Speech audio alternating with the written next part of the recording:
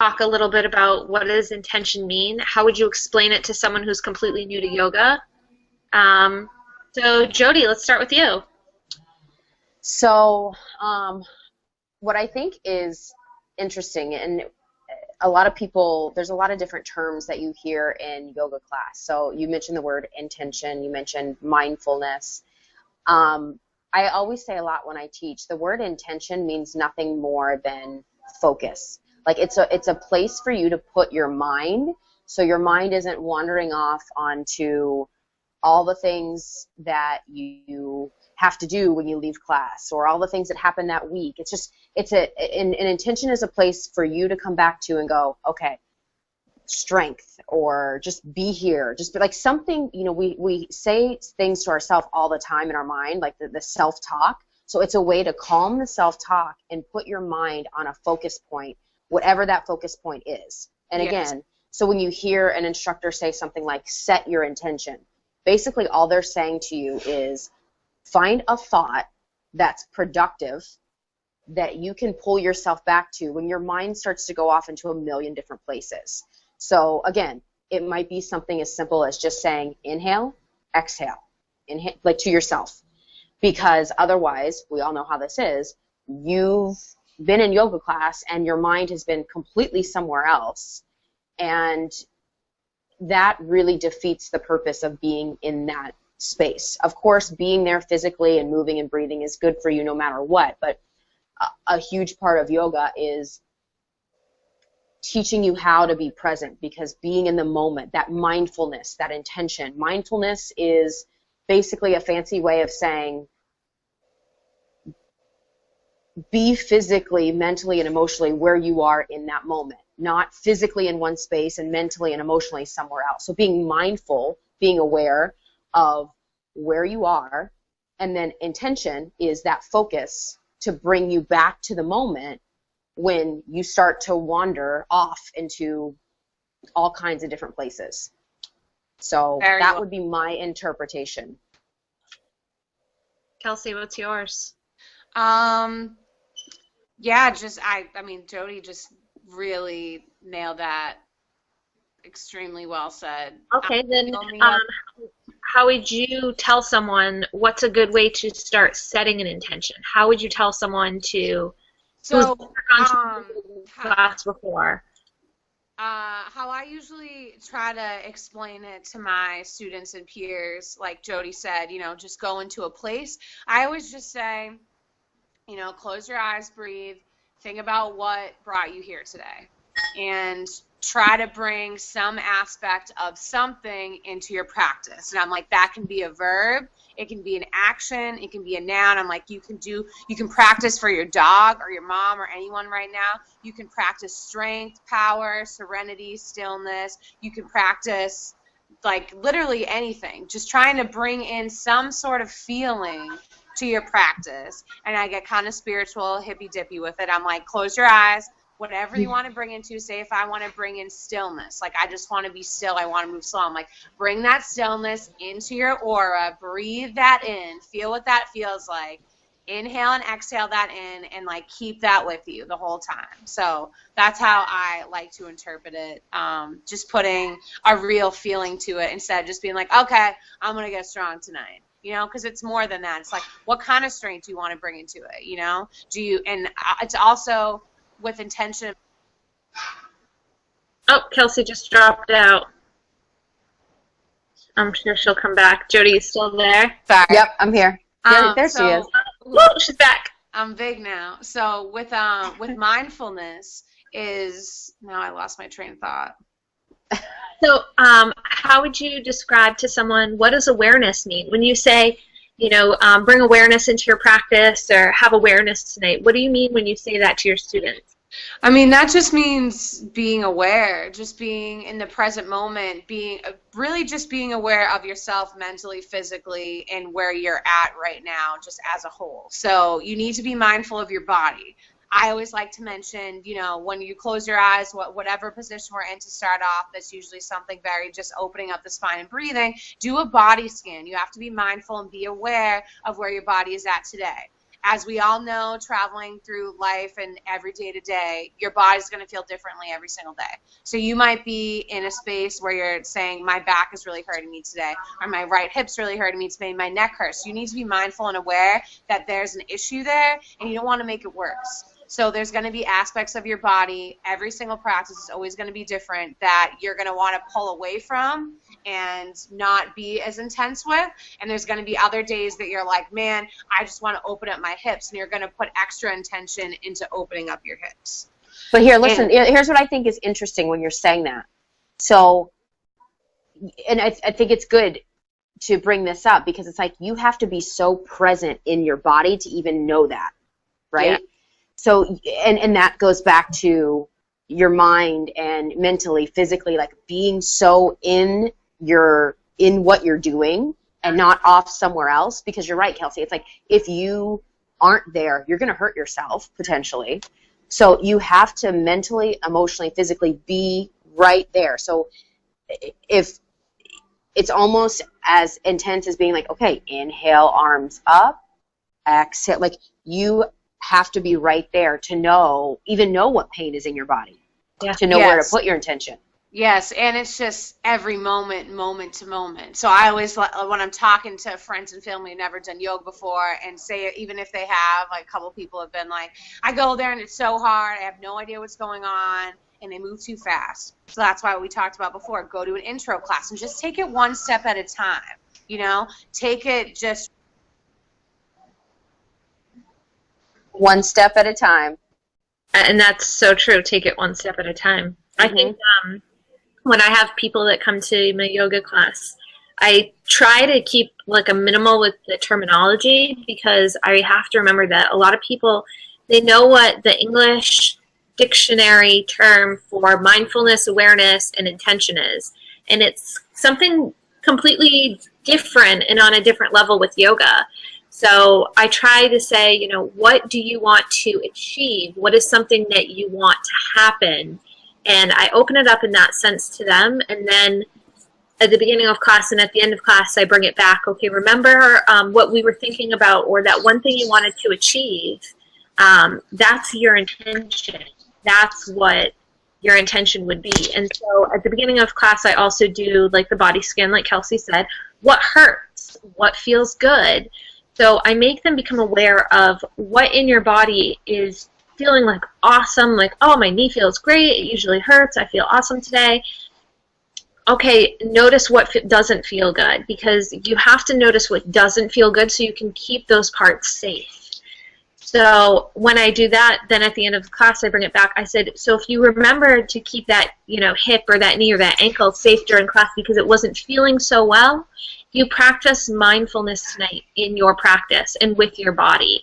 And then awareness is one thing that I bring up a lot in my classes is, where are you on your mat? So our mats are square and they're long, but notice when you do your sun salutations, so you're in this little like box. I'll use my book. So like you're in this little box, like if this is your mat, but do you travel from here to here to here to here? So I noticed that actually one of my teachers noticed that I traveled a lot in my mat.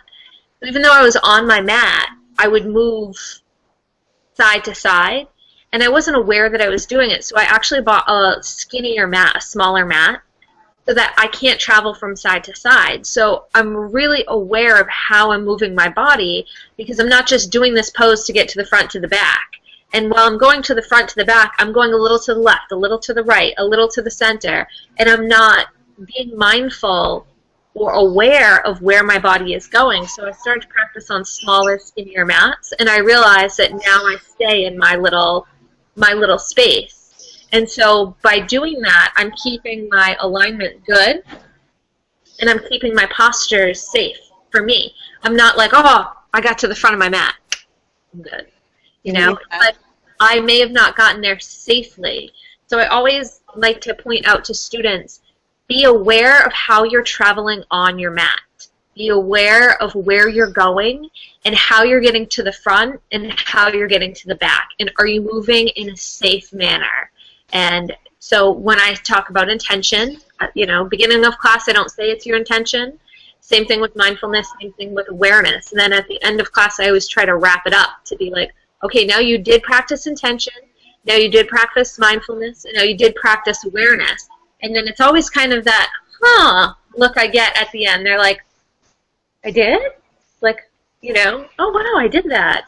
So I think that those are questions that we often get asked as yoga teachers. But what are other questions that you guys get asked as you teach, whether it be beginners or advanced students? What are questions that you get, a common question you get from students? Kelsey, what's your most common question?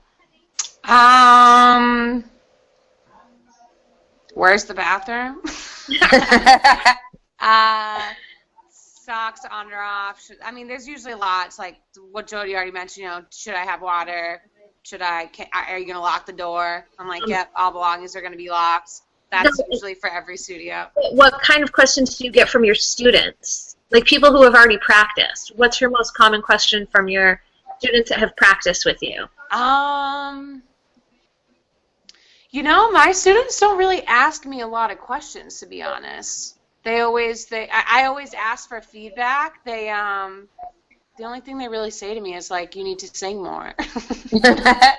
So we need to have you sing at some point. But something else I can just add is, talking about everything that we're talking about, I just want to, again, just bring it back to just take it one step at a time. You going to your first class is going to be amazing. And we just said 100 different things for you to think about.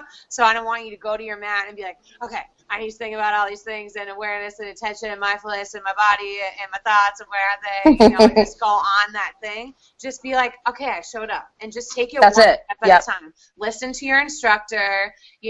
Sometimes instructors aren't good. Sometimes you might have a bunch of people in the class and the instructor might not be good for you. And if you don't like a class, don't just be like, yoga's not for me because that teacher was a whack job.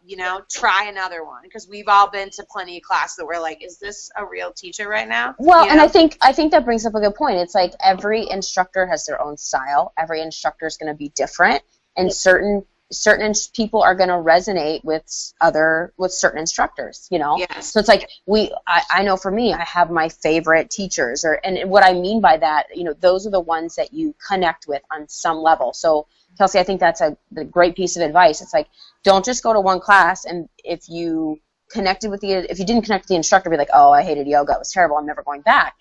You have to try different people to figure out what you connect with. It's no different than dating. You're kind of, figuring out exactly. what you connect with, what doesn't. And everyone can be a yoga teacher nowadays. You only need your 200 hour. And if you have injuries and if you have situations, be, again, mindful of that, because we all know during teacher training that students have gotten their injuries worsened because instructors have tried to adjust them, which we all don't do. Like, unless you know your student extremely well, you know that they have no problems whatsoever, you will guide them to go deeper into their posture. Yeah. But besides that, like they shouldn't do this, because usually they, a teacher should ask if they can touch you, but if all of a sudden they're like cranking you in any kind of way, be like, no, just no, And another good thing, just teachers should normally ask this. I forget to ask it all the time, but if you have an injury or something going on, please mention it to your instructor, because they say if you have if you can't go on your stomach, say if you just got stomach injury. Like, I had a pregnant woman in my class once, and it was a level moderate class. I had all of these belly side postures I was going to do, but I just didn't do them anymore. So if you are like, I just got hip surgery, then the teacher might be like, okay, cool, I'm not going to do a lot of hip openers tonight, so this person gets something out of my practice. So if you have something wrong with you, just speak up. Well, I think that's a good thing to mention, because I don't tell my students to tell me what's wrong with them, because I don't think that I'd ever get an honest answer, and I tell people, do what's best for your body. And then I pay attention to what they're doing, and if I notice that there are things that they're staying away from, and I specifically stress, if it doesn't work for you, don't do it. Don't try to make it happen. Find a different position and go totally off grid from what I'm saying. Because I feel like a lot of the time students don't want to come up and say, hey, I just had groin surgery. or, hey, I just had this, or they're afraid that I'm going to judge them and I'm going to tell them not to do things that they might want to kind of push themselves in. So I always just say, do what feels good for your body. And then I notice. And if I notice that tonight, you know, Cheryl's not working her knee as much, or when she's in down dog, one knee's a little bent, I know, okay, well, you know what, Cheryl's knee's probably hurting her, and I'm not going to push that issue with Cheryl and be like, straighten this leg or get that there. I think it's on my behalf to pay attention to that, because I don't think I'd ever really get an honest answer from people, because I don't think that anyone really wants to admit that they're not capable. Yeah, for minor ailments, for sure. For sure. No, but I think that goes exactly back to what we're talking about, mindfulness and intention. Yeah. You have to be there on your mat to know if you're in Warrior 2 and it's bothering your knee, or, you know, if you're not, you probably are going to hurt yourself, because that's where you start to compare yourself to others and go, oh, they look like that, so I need to look like this. It goes back to that forcing and that fighting. Totally. Very symbolic of life in general. It's like, what are you forcing yourself into that your body is not ready for right now? Yes. You know, and that's Angel, to your point, listen to your body. Well, listen to yourself. If you're in a posture and it hurts, that's a sign that your body's saying, this is not for you right now. And it's not bad or good or indifferent. I think we get this is a whole other conversation, but it's like, oh, I can get into this posture, so it means I'm good at yoga. And I really think that should be the next thing that we talk about, is like, what is being good at yoga? I just had a conversation yesterday. Someone said, I'm just not flexible. That's the number one thing. But listen, so like people assume, I don't go, well, you're not born flexible. You don't just come out of the womb and you're like, oh, Some I'm people flexible. Do. Some okay, people do. Fair enough. But it's like, you have to, just like anything else, it's a process to open up your body. But I think that should probably be one of our next conversations is, you know, I'm not good at yoga, I'm not flexible, or, you know, whatever. Because, Angel, going back to what you said, what do you hear from your students? It's not I don't necessarily, you know, you get your general questions about alignment and things like that, but those are the statements that I hear. I don't necessarily hear questions. You hear statements like, I'm not flexible, I'm not good at yoga, I'm not, you know, I can't sit still for that long. You know, people say that. I'm writing all the ideas down. Yeah, that needs to be a whole separate conversation for sure. But just to touch upon saying that yoga shouldn't hurt, and I forget what I was gonna say. I think it's huge. I think it's like, you know, you see people on Instagram and on Facebook, and I'm one of them. I post these crazy ass photos, you know, and sometimes some of the postures that I get myself into, or the places I get myself these postures into, are a little like, oh shit, I maybe shouldn't have been doing a handstand in the window on the 16th floor in a hotel. You know, like, I get it that the glass is going to keep me safe, but people are like, oh, wow, you took this photo. I was so worried about you. I could never do that. And it's like, I've also been practicing for years. Right. Oh, I remember what I was going to say about you saying that you practiced for years. And Angel is a dancer, too. She was also probably born doing a split because she's, like, super flexible. But you need to realize, and one of our friend Laura, she always starts class saying, look at the person to your left, look at the person to your right, and realize that, you know, everyone is different. And I didn't learn this until my teacher training, but there's going to be postures that you actually can't get into because of your bone-on-bone contact. Yeah. And if there's, say, Warrior 1 might not work for you at all. It might not feel good. And that's the whole ego, getting rid of the ego side of yoga, where it starts from day one. Because someone might be telling you to get into a posture and you're like, either one, I can't physically do this posture for whatever reason, or two, it really hurts. So you need to and like, that's that's not what it's about, which is what we should get into next, is that it's not even about all these postures. It's about that you're there and that you're being mindful and aware and present, like we were just talking about. It doesn't matter whatever posture you get into, you do what works for you. And that's the most important, like, vital thing to realize. So, Jodi, the most common question you get from your students? I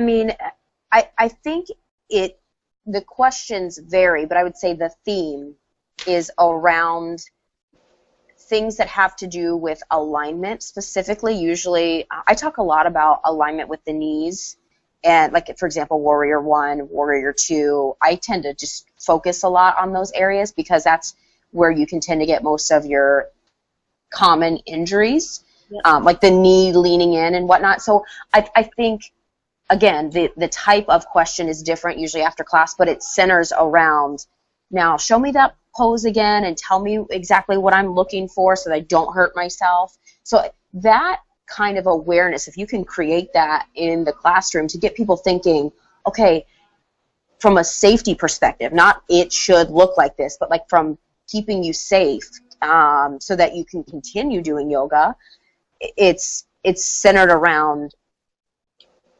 the clarification on making sure that they're doing the pose in a safe way that's not going to hurt them. So that would be the theme. The question is different depending on the pose, but Mm-hmm.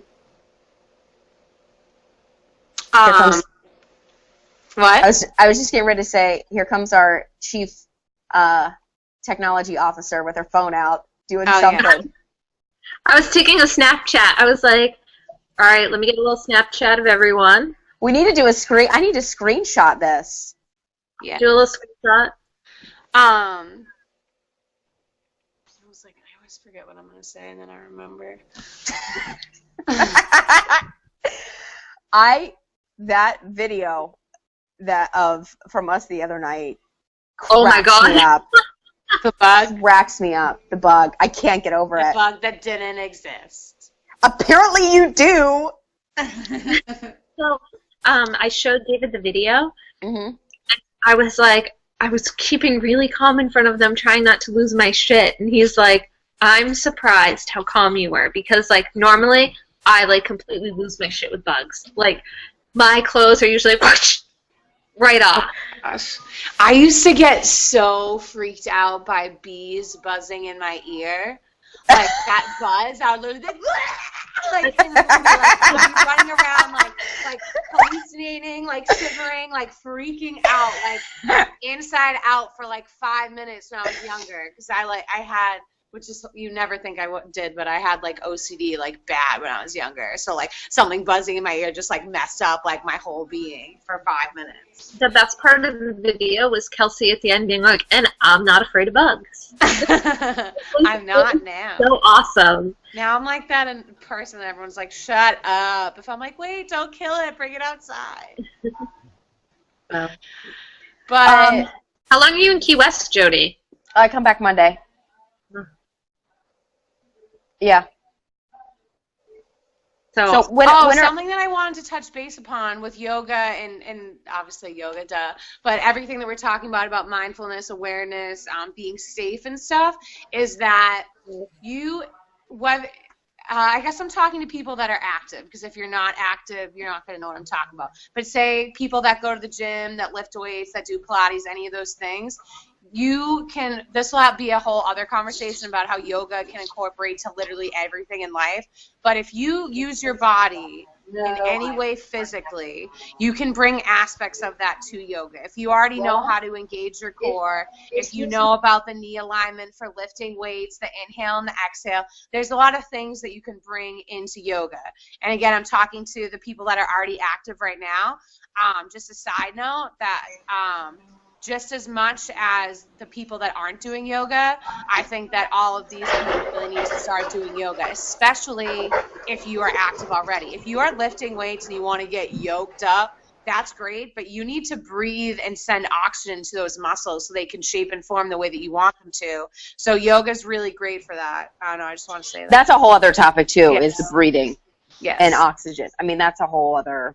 Yes. So I think we could probably wrap up about mindfulness, awareness. Yeah.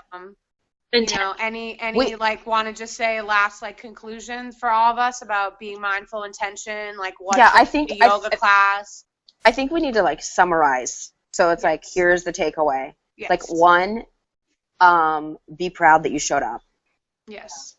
2, be on your mat, like, and find something that you can say to yourself over and over again. Again, even if it's just like, be here, breathe. You know, when your mind starts to you can wander, say or feel like, yes. just. And so we talked about how being present on your mat will also keep you safe, and it will allow you to feel what's going on in your body, if there is pain, if there is an injury.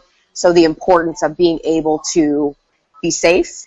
And then also, we also mentioned, don't be afraid to try different teachers, different classes, because just because you might not connect with one, it's a matter of finding what you do connect with.